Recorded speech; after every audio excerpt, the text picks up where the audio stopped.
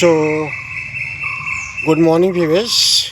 This is Manoj, your cyber defense consultant, and today we are going to discuss about high level of cyber security meetings where we can win the order.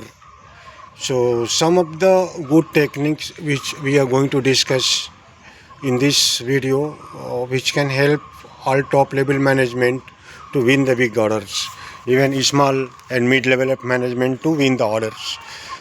Cyber security एक product नहीं है, cyber security एक solutions है, और ये solutions को positions करने के लिए, सेल करने के लिए आपको एक प्री प्लान मीटिंग की ज़रूरत होती है.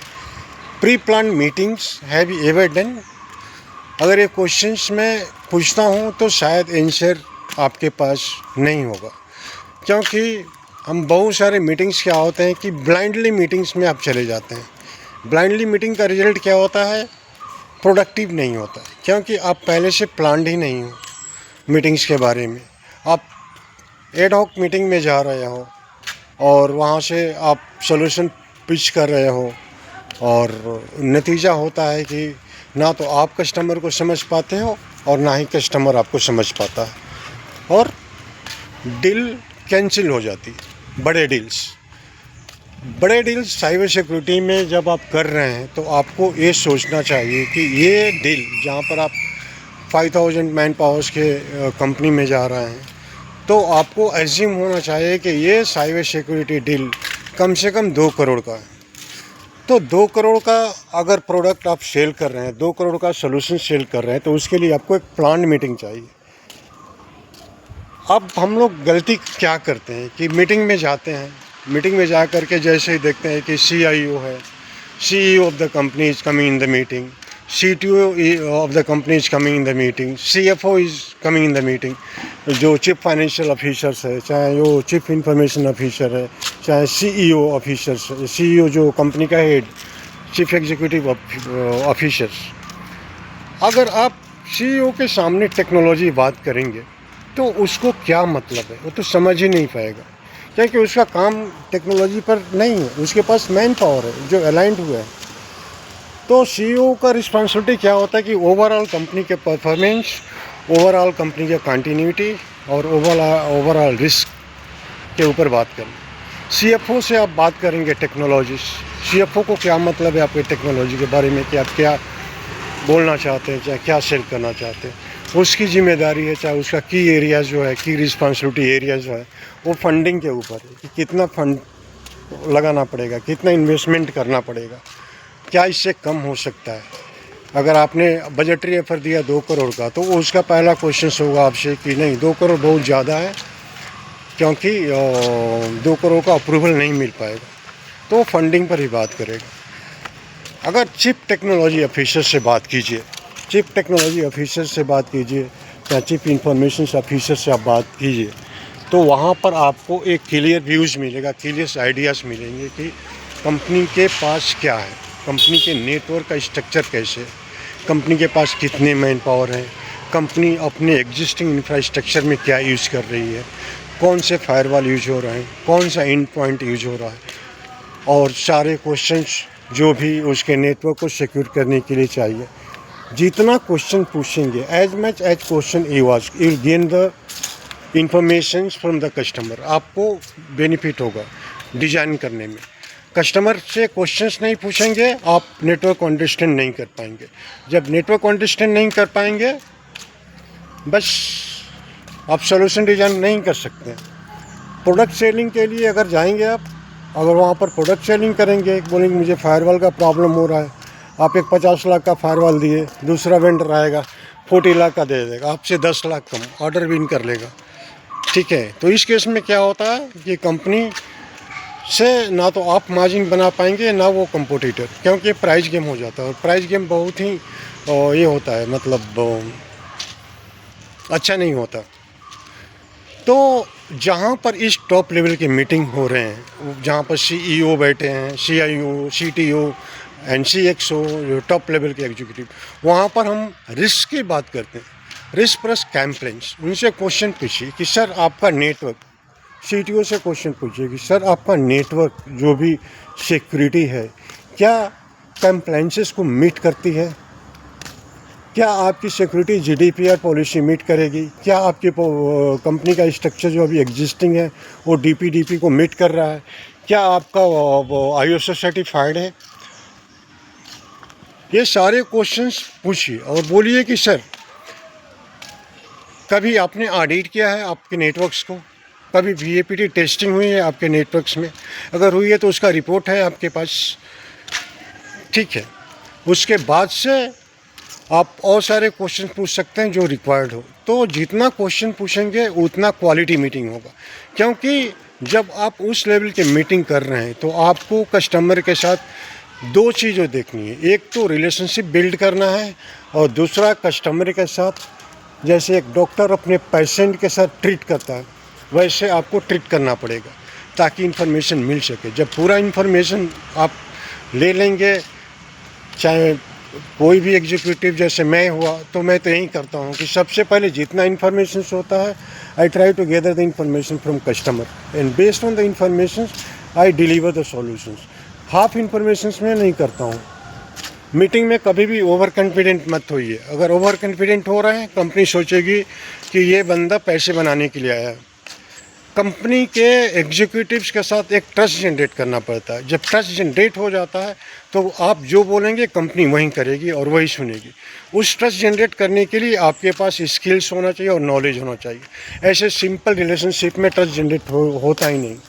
पूरे नेटवर्क को अंडरस्टैंड करके और डिज़ाइन कीजिए, चाहे डेमो कीजिए। अब पूछिए कि अभी प्रॉब्लम क्या फेस कर रहे हैं वो, क्या क्या प्रॉब्लम है। जैसे बोल रहा है कि मेरे पास फिशिंग अटैक हो रहा है, मुझे रैनसमवेयर अटैक मेरे इन पॉइंट पर हुआ है, ठीक है। फिशिंग अटैक मेरे मेल सर्वर पर हुआ है, डीडोस अटैक हुआ है, डीडोस अटैक में मेरा सर्वर डाउन हो गया था।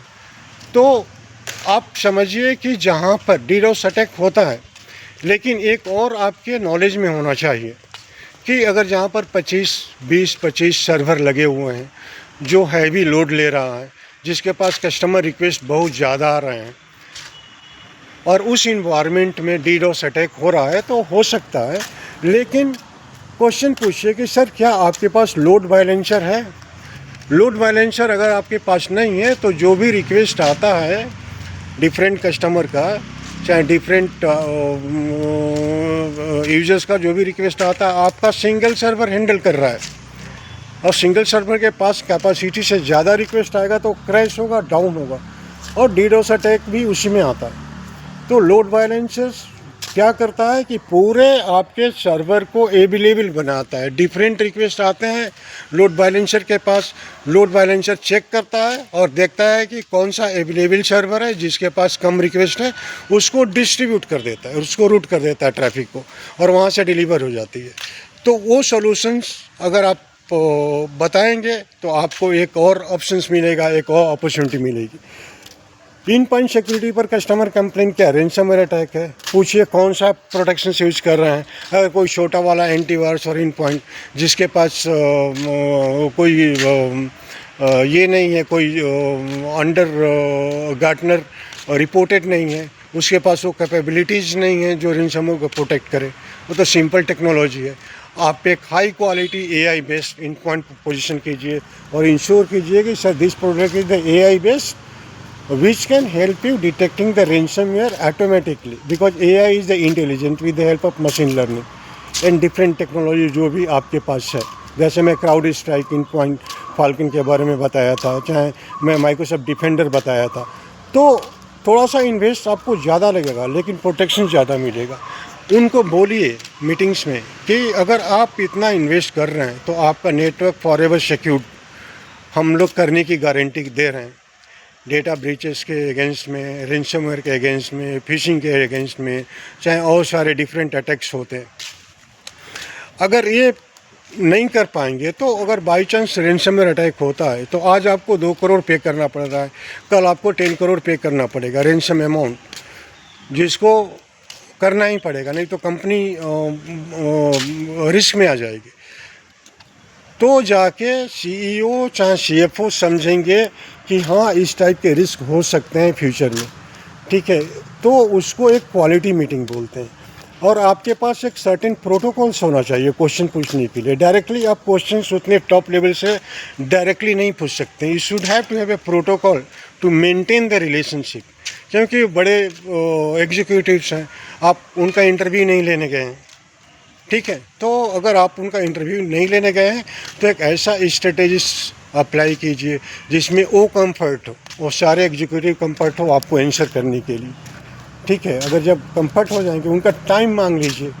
सबसे पहले रिक्वेस्ट कीजिए कि सर इस मीटिंग्स के लिए आप कितना टाइम दे सकते हैं। Even the schedule meeting is for 1 hours, again you have to ask question, sir may I know how much time you can spend for this meeting, because I have to understand your entire environment, entire networks and entire your network structure to design the proper solutions which can meet you your ROI and which can help you protections against of any kinds of unknown and known attacks। तो ये permissions आपको लेना बहुत ज़रूरी है। जब ये permission ले लेंगे तो आपके पास एक एग्जिम हो जाएगा कि हाँ मेरे पास 1 घंटा से टाइम है, 1.5 आवर और 2 घंटे टाइम है। क्योंकि सर देखिए ये बड़े डील्स हैं, जो डील से स्टार्ट होता है 2 to 3 करोड़ से, तो ऐसे सिंपल मीटिंग करने से नहीं होता। क्योंकि आप एक फायरवॉल और एक इन पॉइंट एक 5 लाख 10 लाख का नहीं सेल करने गए, आप एक सॉल्यूशन सेल करने गए। तो होप ये वीडियो आप सबको अपडेट कर देगा।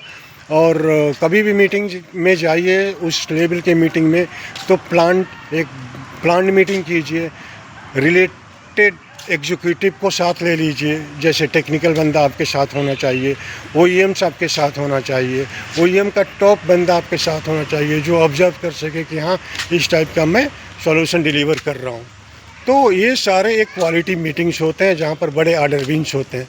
अदरवाइज ऐसे सिंपल मीटिंग, अनफॉर्मल मीटिंग करेंगे, कस्टमर समझ लेगा, कस्टमर रिस्पॉन्ड करना बंद कर देगा। एक की फीचर में बता रहा हूँ कि जब आप मीटिंग कर रहे हैं और मीटिंग करने के बाद से आपको ऐसा ट्रस्ट जनरेट करना है कि कस्टमर आपको कॉल करे और कस्टमर आपसे ही पूछे, चाहे वो प्राइस हो, चाहे वो टेक्निकल हो, चाहे वो किसी भी टाइप का क्वेश्चन उस प्रोजेक्ट के रिलेटेड हो।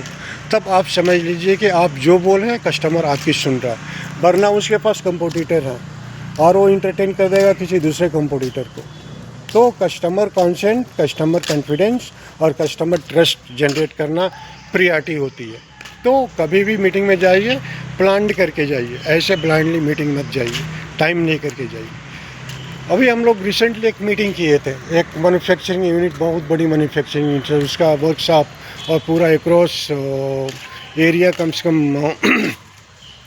2 से 3 एकर्स में पूरा साइट इंस्पेक्शंस हुआ, पूरे उसके नेटवर्क्स को हम लोग अंडरस्टैंड किए। बाद में पता चला, जो मेरा इंजीनियर था वहाँ से डिटेक्ट हम लोग किए, तो कुछ केबल्स जो इथरनेट केबल है वो इलेक्ट्रिकल केबल के साथ लेज हुआ।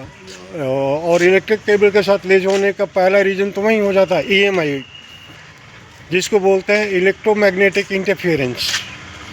तो क्योंकि उसमें अगर फ्लक्चुएशंस होगा तो अब उसके साथ साथ जो केबल जा रहा है वो पैकेट ड्रॉप करेगा।